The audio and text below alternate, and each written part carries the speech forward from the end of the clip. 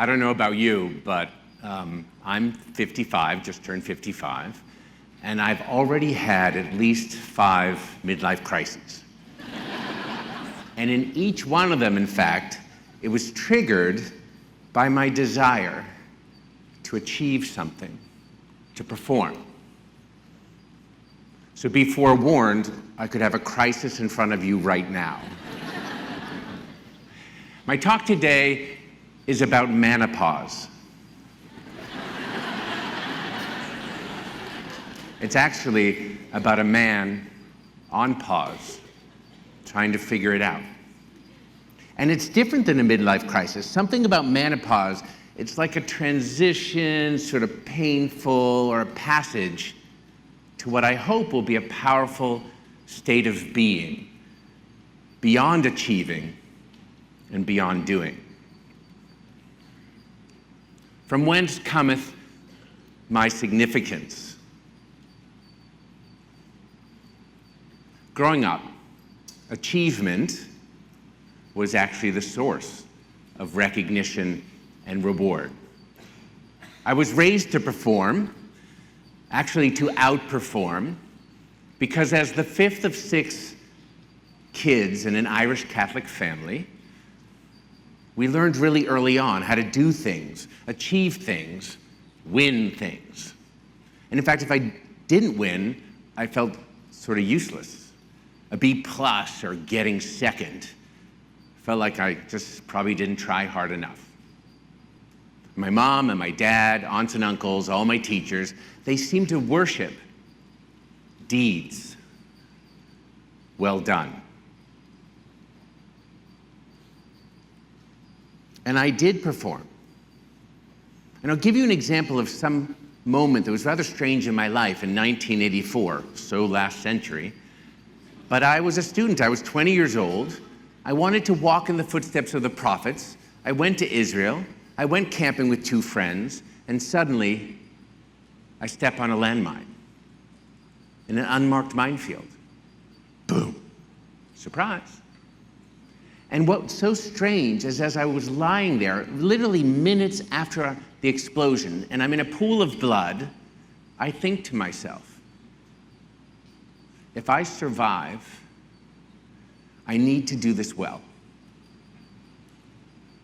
That's weird. That's not normal. But I did do it well. Why? Because I went after looking for people who had survived similar trauma all around the world. I interviewed survivors from Ethiopia to El Salvador, Vietnam, Cambodia, Jordan, you name it. And from them, I learned the recipe of resilience. I even wrote a book about them, Getting Up When Life Knocks You Down. And the 5 steps to overcoming a crisis were powerfully clear to me. Number 1, face facts. My leg is not growing back. I'm not a starfish. My hair's not growing back either. Number 2, choose life, not death. Number 3, reach out, because no one survives alone. Isolation kills us. Step number 4, get moving. No one's going to do your rehab for you. And number 5, the secret sauce or ingredient, give back. Generosity. So it turns out that resilience is something that you do, that you can get in shape for. And it's essential for what I call survivorship. That is, living positively and dynamically in the face of disaster, disease, disability. But it was funny, I started to feel, wait a minute, resilience doesn't bring me happiness. It's like brushing and flossing, something you do. So it was like I was missing a 6th step, or 6th sense. What might that be? I didn't know, so I started to think more about dying and death. I don't know, you get older, you go to more funerals, It's on the mind. Aging. I've come to see aging as a type of trauma because we're losing control in slow motion.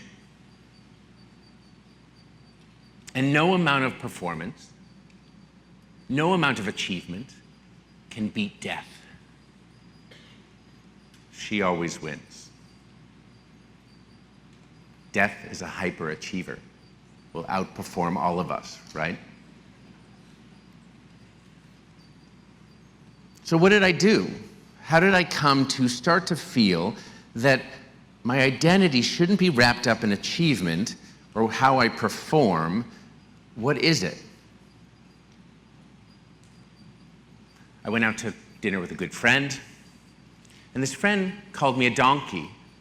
She goes, "Why are you so driven? You remind me of that donkey, you know, the one with the carrot that keeps chasing and can't figure out what it is?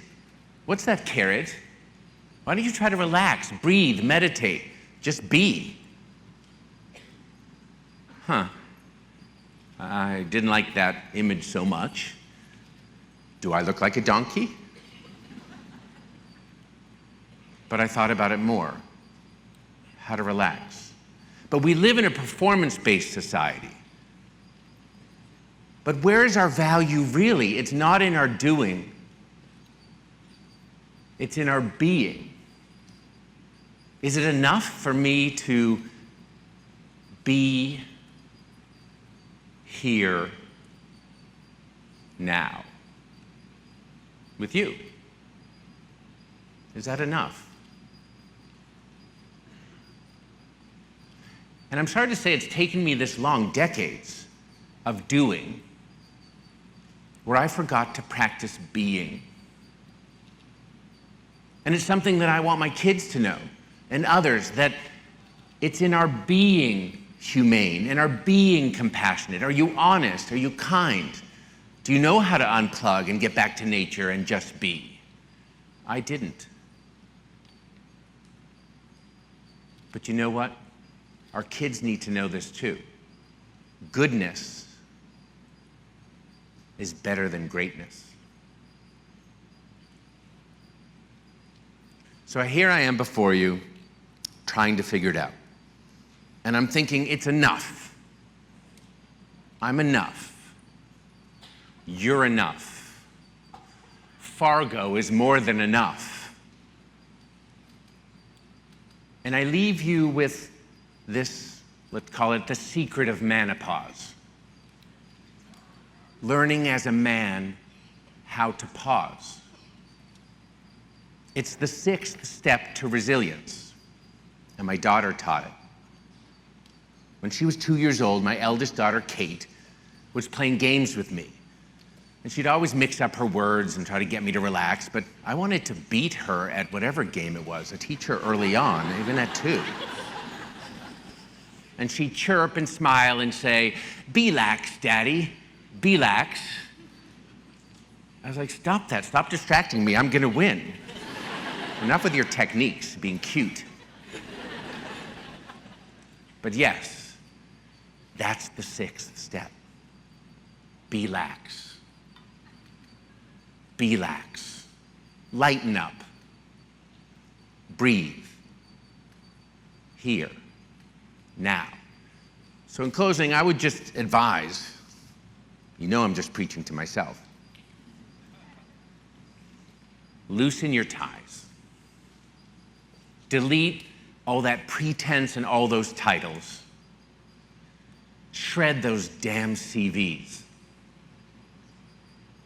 And relax. It is enough. Happy Manopause.